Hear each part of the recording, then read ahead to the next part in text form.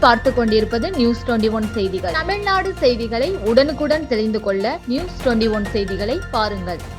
ராணிப்பேட்டை மாவட்டம் வாலாஜாபேட்டை அருகே சட்டவிரோதமாக ஏரியில் மணல் கடத்தலில் ஈடுபட்ட 6 லாரிகள் உட்பட 5 ஓட்டுநர்களை கைது செய்து நடவடிக்கை மேற்கொண்ட புவியியல் மற்றும் சுரங்கத்துறை அதிகாரிகள். ராணிப்பேட்டை மாவட்டம் வாலாஜாபேட்டை அடுத்த கோவிந்தச்சேரி குப்பம் என்ற பகுதியில் சட்டவிரோதமாக ஏரியிலிருந்து லாரிகள் மூலம் மணல் கடத்துவதாக புவியியல் மற்றும் சுரங்கத்துறை அதிகாரிகளுக்கு ரகசிய தகவல் கிடைத்தது.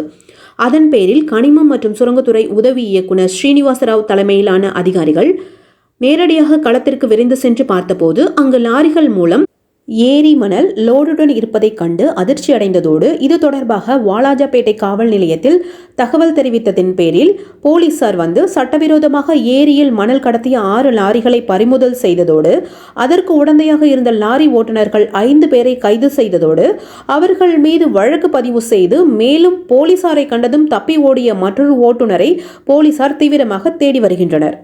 வாலாஜாபேட்டை அருகே கிராம பகுதியில் சட்டவிரோதமாக ஏரியில் மணல் கடத்திய கும்பல்களை லாரியுடன் நேரடி களத்திற்கு சென்று கையும் களவுமாக பிடித்து காவல்துறையிடம் ஒப்படைத்த புவியியல் மற்றும் சுரங்கத்துறை அதிகாரிகளுக்கு சமூக ஆர்வலர்கள் மற்றும் பொதுமக்கள் மத்தியில் பெரும் பாராட்டை பெற்றுள்ளது.